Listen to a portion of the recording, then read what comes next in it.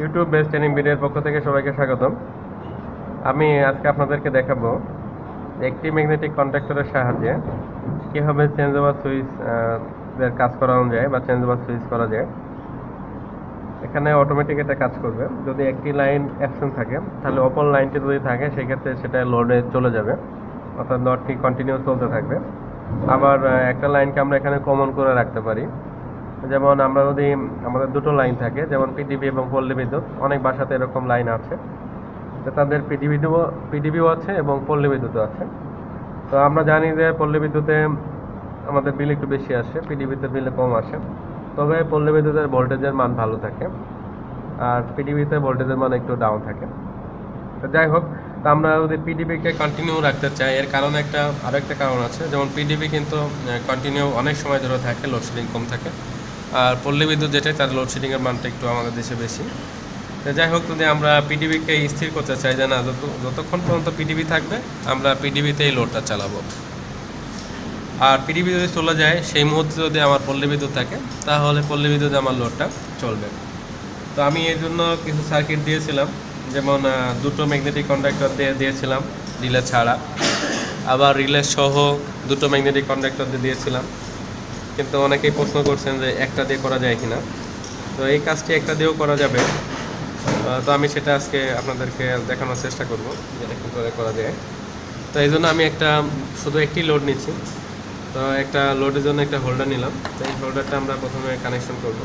Connection করে আমরা একটা লোড হিসেবে নিব আর কি। তো দুটো তারের সাথে আমি হোল্ডারের কানেকশনটা করে নিই।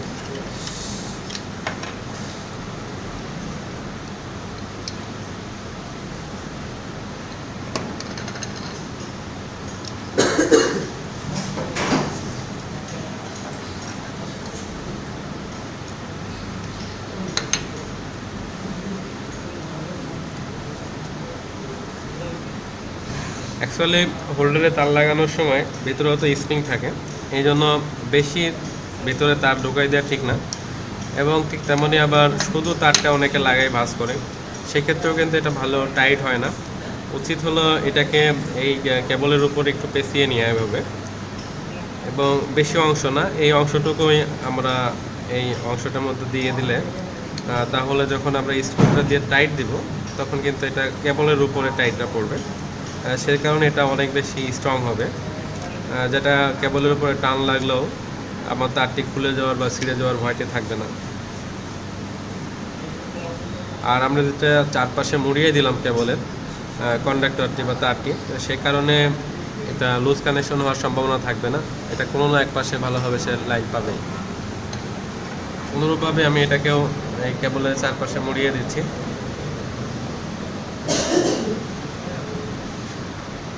এই মুড়ি দেওয়ার জন্য এটা রাউন্ড যেহেতু হয়ে গেল, আর আমাদের এখানে কন্ডাক্টরটাও কিন্তু রাউন্ড, যে কন্ট্যাক্টর রয়েছে, তাহলে যে কোনো অংশে যখন আমরা চাপ দিব এটা কন্ট্যাক্ট অবশ্যই পাবে।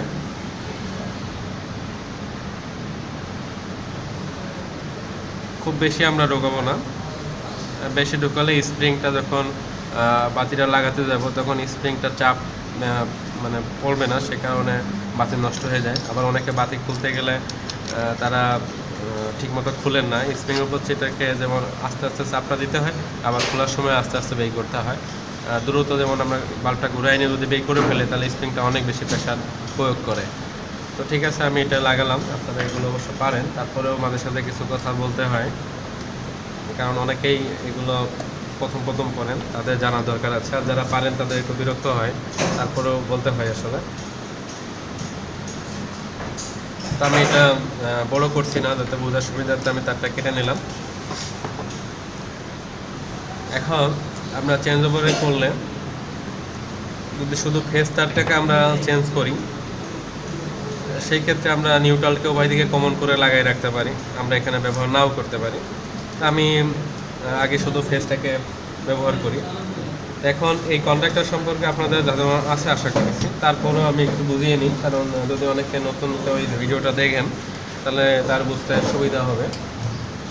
অল্প একটু কথা বললে এটা বোঝা হয়ে যাবে। যে আমরা এটা সিরিজ টেস্ট করার সাহায্যে আমি এটা টেস্ট করছি, তো আমার বাতিটা জ্বলছে। তো দেখেন এখানে A1 এবং A2 দ্বারা এর একটি কোয়েল আছে, যেটা এখানে ভোল্টেজও লেখা আছে 220 ভোল্ট, বিভিন্ন ভোল্টের হয়, 24 ভোল্ট, 36 ভোল্ট, 110 ভোল্ট, 220 ভোল্ট।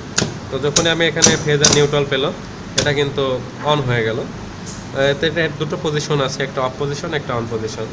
তো অন পজিশনে যেমন এখন অফ পজিশন, তো অফ পজিশনে যেমন এই কন্ট্যাক্টটা এখন এটা কিন্তু লাইন পাচ্ছে। আর অন পজিশনে যেমন এখানে যে কন্ট্যাক্টগুলো আছে, এই কন্ট্যাক্টগুলো কিন্তু এই মুহূর্তে লাইন পাচ্ছে না। আমরা লক্ষ্য করছিলাম যখন অন হয় তখন এটা নিচের দিকে নেমে গিয়েছিল। অতএব এটা যখন নিচের দিকে নেমে যাবে, তাহলে এখানে আরেক শ্রেণীর কন্ট্যাক্ট আছে, সেটা তখন কন্ট্যাক্ট পাবে। তো যেগুলো মানে অন হওয়ার পরে কন্ট্যাক্ট পায়, ওগুলোকে আমরা প্রথমত এই মুহূর্তে যেহেতু এটা ওপেন আছে, সার্কিটটা ডিসকানেক্ট অফ সুইচ, তো সেজন্য সেগুলোকে বলা হয় আমরা নর্মালি ওপেন, মানে এই মুহূর্তে সেটা ওপেন আছে। এই কোয়েলে লাইন পেলে তাহলে কিন্তু এটা কন্ট্যাক্ট সুইচ অন হয়ে যাবে। আর এই পাশে যেটা দেখলেন, যেটা ধরলে বাতিটা জ্বলে যাচ্ছে, এটা নর্মালি ক্লোজ, মানে এই মুহূর্তে অন সুইচ। অন সুইচ হওয়ার কারণে এখানে লাইনটা গেলে এটা আউট হয়ে যাবে। তো এখন আমরা যেটা পিডিবির জন্য লাইনটা করব, তো আমাদের এখানে আমরা আগে এটা কোনটা ফেজ কোনটা নিউট্রাল সেটা আমরা শনাক্ত করে নেব। ফেজ নিউট্রাল শনাক্ত করে নেব এই কারণে যাতে আমাদের এইখানে বাতিটা শর্ট না হয়। যেমন আমরা এখন দেখলাম যে আমাদের এই কালোটা হলো ফেজ হয়ে গেছে, আমি প্লাগটা ঘুরাই দিলে এখানে ফেজটা চেঞ্জ হয়ে যাবে।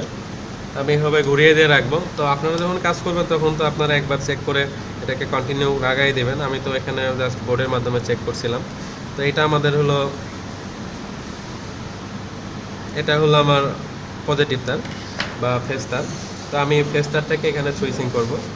আমি এখন নিউট্রালটাকে আমি এখানে কমন করে দিব। তো নিউট্রালটাকে আমি লোডের সাথে একবারে কমন করে দিচ্ছি।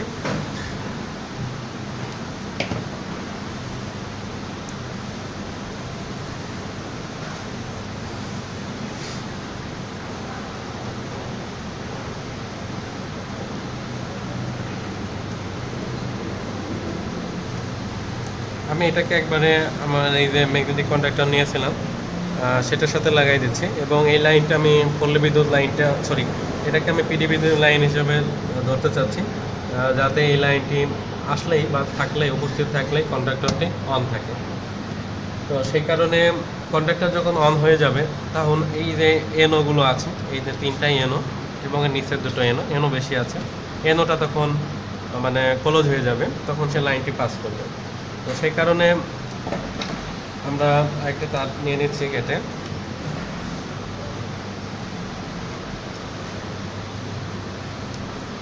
এটা হলো ফেজ তার ছিল। তো এই ফেজ তারটি আমরা এখন যেমন এটা লোডের জন্য ব্যবহার করব, ঠিক তেমনই আমি এটা হলো একটা লোডে লাগিয়ে দিচ্ছি। এখানে আমি এনোতে লাগালাম, যেটা যদি এই ফেজ তারটির মানে এই পিডি বিদ্যুৎ যদি অ্যাবসেন্ট থাকে তাহলে কিন্তু ম্যাগনেটিক কন্ডাক্টর অন হবে না। আর যদি কন্ডাক্টরটি অন না হয় তাহলে কিন্তু এই লাইনটি এই পথে পাস হতে পারবে না। তো এখন আমি এই যে এই লাইনটাই সরাসরি অন্য একটি কোয়েলের সাথে, কোয়েলের যে অন্য একটি প্রান্ত ছিল তার সাথে লাগিয়ে দিচ্ছি। তাহলে এখন যদি এই লাইনটি থাকে উপস্থিত থাকলেই কিন্তু কন্ডাক্টরটি অন হয়ে যাবে। আর কন্ডাক্টরটি অন হয়ে গেলে আমরা দেখলাম যে নিউট্রাল সরাসরি আমরা শর্ট করে দিয়েছি, আর তাহলে ফেজটাও কিন্তু এই পথে এখানে চলে আসবে। অথবা আমি আমার লোডের যে ফেজ তারটি ছিল আমি সেটা এখন এই পাশে লাগিয়ে দেব। তো এখন আমরা এই পাশে যেমন লাগাবো, আমার আরও একটি তার দরকার, কারণ আমি এটাকে সমান করে কাটার জন্য এখানে কালো তারই নিলাম। আপনারা কালার কোড মেনটেন করেন।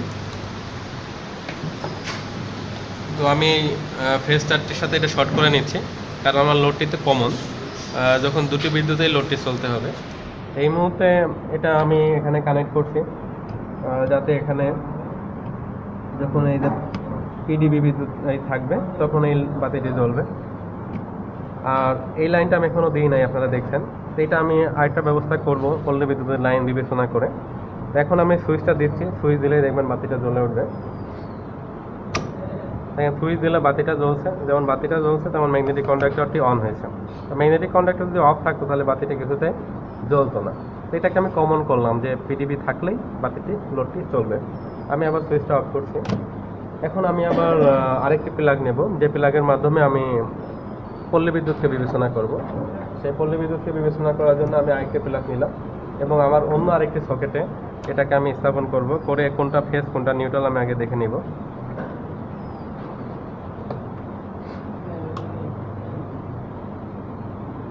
তো আমি এখানে দেখতে পাচ্ছি এখানে ঠিক আছে। তো এখানে আমরা দেখলাম আমার এখানে লালটি হলো ফেজ হয়েছে। তো এখন যদি আমি এই লালটি আমি সুইচ বন্ধ করে দিচ্ছি অবশ্য। এখন এই লালটি ফেজটি আমি এই একটি এনসি ব্যবহার করছি, যেটা নর্মাল অবস্থায় এনসি আর কি। আর লোডের যেটা আমি শর্ট করে রাখছিলাম, লোডের শর্টটি আমি এই পাশে লাগিয়ে দেব।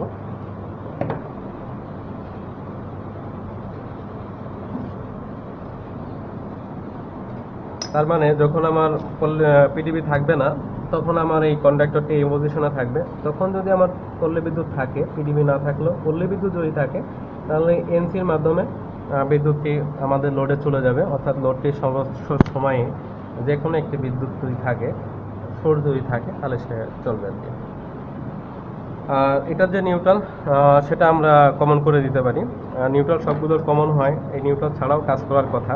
তো আমি সুইচ দিয়ে দেখি নিউট্রাল ছাড়া কাজ করে কিনা, কারণ নিউট্রাল তো যায় না, নিউট্রাল যেহেতু মাঠে আর্থের সাথে সংযুক্ত থাকে, তো একটা নিউট্রাল না থাকলেও সেখানে কাজ হওয়ার কথা।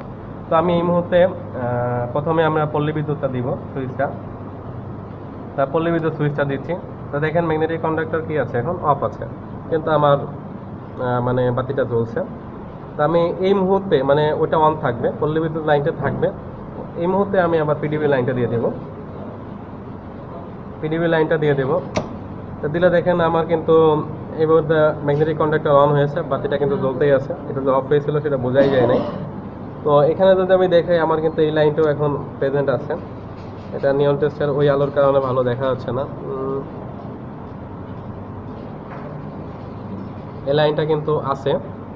তো দুটো লাইন এখনো প্রেজেন্ট। এখন যদি কোনো কারণে পিডিবি অ্যাবসেন্ট হয়, তাহলে পল্লী বিদ্যুৎ চলতে থাকবে। যেমন আমি সুইচটা অফ করছি, দেখেন এটা ম্যাগনেটিক কন্ডাক্টর একটা কম্পন দিল, ওটা চেঞ্জ হলো তার পজিশন। তো অনুরূপ যদি আবার পিডিবি আসে, তাহলে আবার পিডিবিতে চলছে। তার মানে আশা করি আপনারা বুঝতে পারছেন যে এই যে কাজটা পুরো দেখালাম, সেই ক্ষেত্রে আমার দুটি সোর্স ছিল এখানে, একটা ছিল পিডিবি আর একটা ছিল হলো পল্লী বিদ্যুৎ। তো যে কোনো একটি থাকলেই আমার লোডটা কিন্তু চলছে। তো এটা একটা চেঞ্জ ওভারে কাজ করছে, একটি ম্যাগনেটিক কন্ডাক্টর। তো এখানে সে স্বয়ংক্রিয়ভাবে কাজ করছে। তো এখানে আমার কোনো রিলে ব্যবহার করা লাগে নাই, দুটো কন্ডাক্টর লাগে নাই।